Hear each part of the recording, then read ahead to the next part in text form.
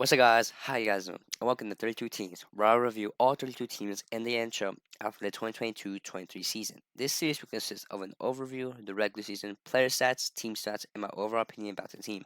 We finished the Western Conference, and now we're in the Eastern Conference. Today, we review the Buffalo Sabres. Let's get started. The 2022-23 season for the NHL's Buffalo Sabres which was founded on May 22nd, 1970, was the team's 53rd overall since the first season in 1970-71 until this one. Rick Gianneri has not called games. On April 5th, they defeated the Detroit Red Wings to capture their first successful season since 2010 to 11. In spite of this, the Sabres missed the postseason for the 12th straight year. The Sabres extended the NHL's longest postseason skid because they lost to the New Jersey Devils on April 11, 2023, and as a result, they were eliminated from the postseason contention. The Sabres finished their year with 91 points, 42 victories, and 33 regulation defeats. Since the Blue and Gold's previous appearance in the playoffs in 2010-2011, that record is the best. The Buffalo had 96 points, 43 victories, and 29 regulation defeats at the completion of that season's regulation season. Those win-loss ratios even approached the 1998-1999 season, the last time the Sabres reached the championship game. Buffalo had the same number of points, 91, as the season just completed that year, and a 37-28 win-loss record. The analytics are still excellent, even if there were fewer NHL clubs then, and qualifying for the playoffs was simpler. The Sabres' greatest campaign in 12 years was 2022-23. Fans haven't seen those metrics in more than 10 years. The squad will eventually break the NHL longest postseason absence if they maintain their current level of play in 2019. The Sabres started the season with a 4-1 win against the Senators. The next few games were pretty good for the Buffalo, as they went 6-3-0 in the month of October. It was a good start. However, next month wasn't so great. In November, they had a massive losing streak of 8, changing the winning record to a losing record. Their November record was 4-9-1. They needed to redeem themselves, which they did. They had the best record in a month in this year and this season. They went 8-1. They played their last game of the year against the Bruins and won 4-3 in overtime. The record for the year was 18-14-2, which is pretty decent. This was an okay record and did prove that they are capable of making playoffs, but they need to have more months like December. January starts and it isn't the greatest start they wanted. They went 3-5-1 and had 6 more games left in the month, but they were able to change and won the last 5 of the 6 games, giving them a better record of 8-5-2. In February, it was a mediocre record. They went 5-5-0, which didn't improve or worsen.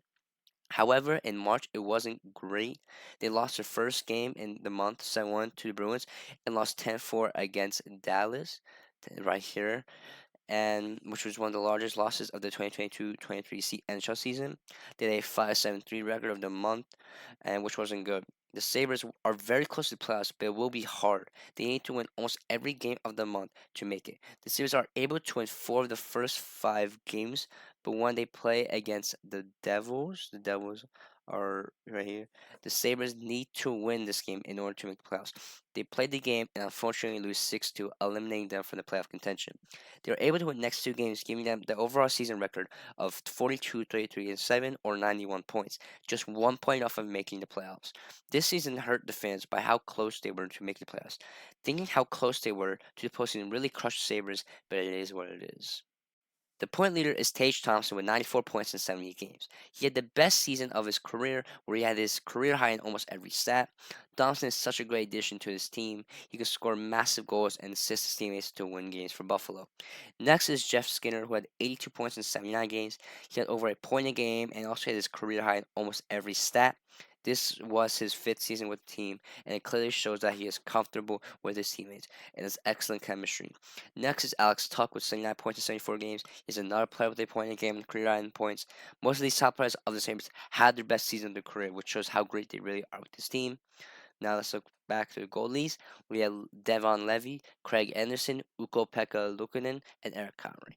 I actually will include all goalies, even Devon Levy, because he was a part of the last rush and with the Sabres. As you can see here, you have Levy for most of these games, so that's why I will include him.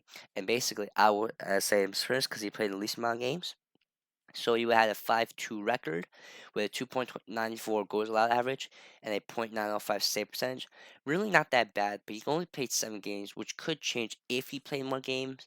Which, like I said before, it doesn't really count, but I will count it because he did play with Buffalo in the last few games, which was really relevant. Craig Anderson, he played and had 11-11-2 record, a 3.06 goals allowed average, and a .908 save percentage. Best save percentage part of the team. Great goalie for the Buffalo. However, he has retired this season, so he will be not be able to play with Buffalo. Now, next you have Eric Comrie. Eric Comrie had a 9-9-1 record. He had 3.67 goals allowed average and a .886 save percentage. Not the greatest. It's not really so good. There could be better.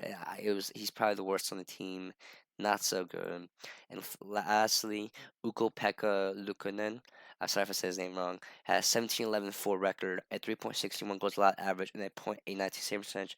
Really another decent record, better than Eric Comrie, but not so much. And overall, the goalies are not that bad. Levy is a pretty good goalie. However, we only played 7 games, so we don't really know. But we shall see next season. Not bad. Okay for the goalies. Now let's look through the team stats. Team stats: Buffalo's actually last 45% face-off win percentage. Not good. Is a terrible face-off win percentage. You win least than half of their face-offs. Not great. Shots against Buffalo, kind of high, 33 shots. It's not the greatest. Shots per game. Buffalo is actually higher to 32.5%. Pretty good. Penalty kill, Buffalo is 28.73%. Not good penalty kill. You need a high penalty kill in order to be a great team. Power play, Buffalo is actually pretty decent, 23.4% on power play. Really good power play. And overall, really decent season. Buffalo, it was a pretty good team this year. Goals for was 293. Great, one of the highest, higher than the Devils, higher than the Panthers, higher than the Lightning, and Stars. All these playoff teams, it was higher, but unfortunately, their goals allowed was also pretty high. The defense wasn't the greatest. These teams has really to show it. Even though they were close, they weren't close enough, and unfortunately, they missed the playoffs only by 1 point. But you have to be better with the defense.